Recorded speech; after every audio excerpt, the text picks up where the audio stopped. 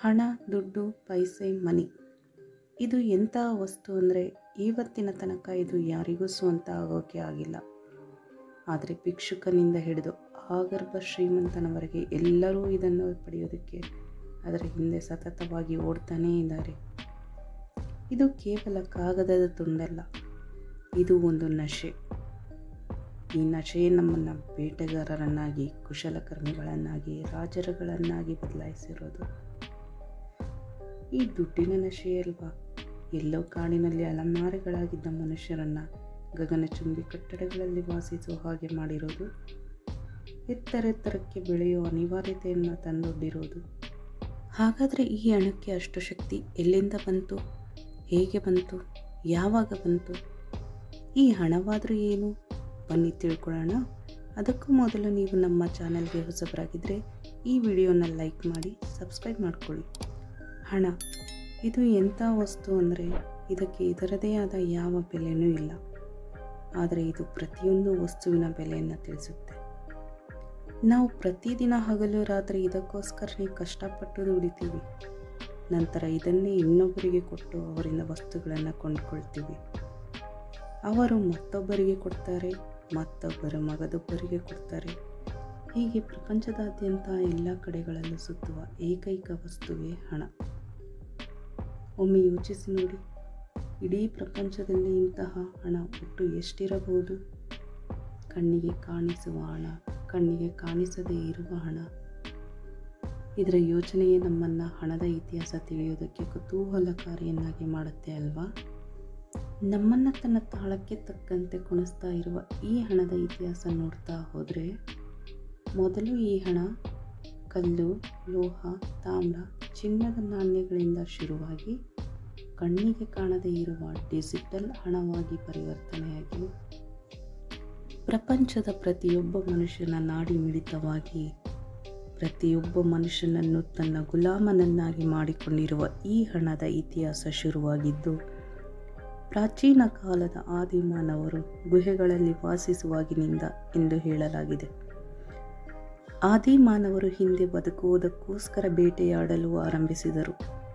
ಆದರೆ ಈ ಬೇಟೆ ಪ್ರತಿದಿನ ಸಿಗುವ ಸಂಭವ ತುಂಬ ಕಡಿಮೆ ಇತ್ತು. ಆದರೆ ಹಸಿವು ಮಾತ್ರ ಪ್ರತಿದಿನದ ಕ್ರಿಯೆಯಾಗಿತ್ತು. ಈ ಹಸಿವೆಯೇ ಮನುಷ್ಯನ ನಡುವೆ ಕೊಟ್ಟು ತೆಗೆದುಕೊಳ್ಳುವ ಪದ್ಧತಿಗೆ ಮುನ್ನುಡಿ ಬರೆಯಿತು. ಈ ಕೊಟ್ಟು ತೆಗೆದುಕೊಳ್ಳುವ ಪದ್ಧತಿಯನ್ನು ವಿನಿಮಯ ಪದ್ಧತಿ ಎಂದು ಕರೆಯಲಾಗಿದೆ. ಹಿಂದಿನ ನಾಗರಿಕತೆಗಳಲ್ಲಿ ಜನ ಏನನ್ನಾದರೂ ಕೊಳ್ಳಬೇಕಾಗಿದ್ದಾಗ ಅದಕ್ಕೆ ಬದಲಾಗಿ ಬೇರೆ ಇನ್ನಾವುದಾದರೂ ವಸ್ತುವನ್ನು ಕೊಡಬೇಕಾಗುತ್ತಿತ್ತು. ಉದಾಹರಣೆಗೆ, ಕುಂಬಾರನೊಬ್ಬ ರೈತನಿಂದ ಅಕ್ಕಿಯನ್ನು ಕೊಳ್ಳಬೇಕಾದರೆ ಬದಲಾಗಿ ತನ್ನ ಮಣ್ಣಿನ ಮಡಿಕೆಗಳನ್ನು ಕೊಡುತ್ತಿದ್ದ. ರೈತನಿಗೆ ಮಣ್ಣಿನ ಮಡಿಕೆಗಳ ಅವಶ್ಯಕತೆ ಇರುತ್ತಿತ್ತಾದ್ದರಿಂದ ಅವುಗಳನ್ನು ಅವನು ಪಡೆಯುತ್ತಿದ್ದ. ಈ ರೀತಿ ಒಂದು ವಸ್ತುವಿಗೆ ಬದಲಾಗಿ ಮತ್ತೊಂದು ವಸ್ತುವನ್ನು ಪಡೆಯುವುದಕ್ಕೆ ವಿನಿಮಯ ಪದ್ಧತಿ ಎಂದು ಕರೆಯುತ್ತಿದ್ದರು. ಈ ವಿನಿಮಯ ಪದ್ಧತಿಯೇ ಮನುಷ್ಯರ ನಡುವೆ ಹೊಂದಾಣಿಕೆಯ ಜೀವನ ಆರಂಭಿಸುವಂತೆ ಪ್ರೇರೇಪಿಸಿತು. ಈ ಪದ್ಧತಿಯೇ ಮುಂದೆ ಮನುಷ್ಯನನ್ನು ಸಂಘಜೀವಿಯನ್ನಾಗಿ, ಸಮಾಜ ಜೀವಿಯನ್ನಾಗಿ ಮಾಡಿತು. ಅಂದಿನ ದಿನಗಳಲ್ಲಿ ವಸ್ತುಗಳು ಹಣದಂತೆ ಕಾರ್ಯನಿರ್ವಹಿಸುತ್ತಿದ್ದವು.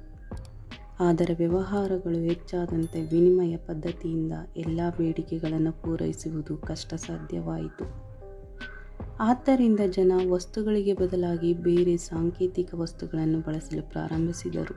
ಅಮೇರಿಕನ್ ಇಂಡಿಯನ್ನರು ಸಮುದ್ರ ಜೀವಿಗಳ ಚಿಪ್ಪಿನಿಂದ ತಯಾರಿಸಿದ ಮಾಣಿಕ್ಯಗಳನ್ನು, ಫಿಜಿಯನ್ನರು ತಿಮಿಂಗಲದ ಹಲ್ಲುಗಳು ಮತ್ತು ಉತ್ತರದ ಅಮೇರಿಕನ್ನರು ತಂಬಾಕನ್ನು ವಿನಿಮಯಕ್ಕಾಗಿ ಬಳಸುತ್ತಿದ್ದರು.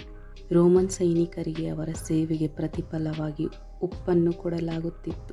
ಇವುಗಳ ಮೌಲ್ಯ ಅವುಗಳು ಯಾವ ಲೋಹಗಳಿಂದಾಗಿವೆ ಎನ್ನುವುದನ್ನು ಅವಲಂಬಿಸಿತ್ತು. ಸಾಮಾನ್ಯವಾಗಿ ಅಮೂಲ್ಯವಾದ ಮತ್ತು ತಾಳಿಕೆ ಬರುವ ಲೋಹಗಳಿಂದ, ಅಂದರೆ ಚಿನ್ನ, ಬೆಳ್ಳಿ ಮತ್ತು ತಾಮ್ರದಿಂದ ಈ ನಾಣ್ಯಗಳನ್ನು ತಯಾರಿಸುತ್ತಿದ್ದರು.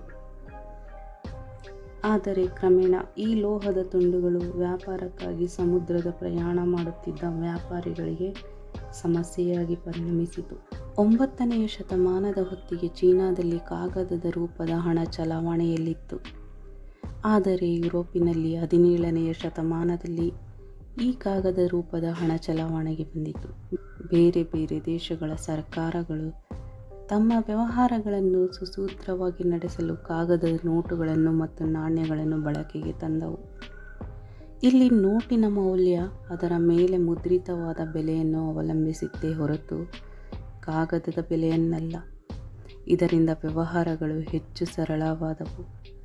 ಈ ಬೆಲೆಯನ್ನು ಸರಕಾರಗಳು ನಿಗದಿಪಡಿಸುತ್ತಿದ್ದುದರಿಂದ ಜನರಿಗೆ ಅದರಲ್ಲಿ ವಿಶ್ವಾಸವಿತ್ತು. ನಾಣ್ಯಗಳ ಪ್ರಮಾಣ ಮತ್ತು ತೂಕ ಎರಡೂ ಹೆಚ್ಚು ಆದ್ದರಿಂದ ದೊಡ್ಡ ಮೊತ್ತದ ಪಾವತಿಯನ್ನು ನೋಟುಗಳಿಂದಲೇ ಮಾಡಲಾಗುತ್ತದೆ.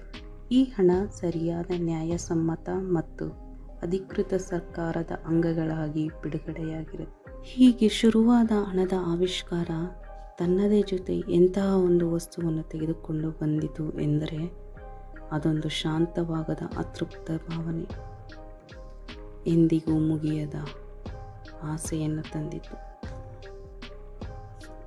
ನಂತರ ಕಾಗದದ ಹಣ ಇಡೀ ಜಗತ್ತಿಗೆ ವ್ಯಾಪಿಸಿತು.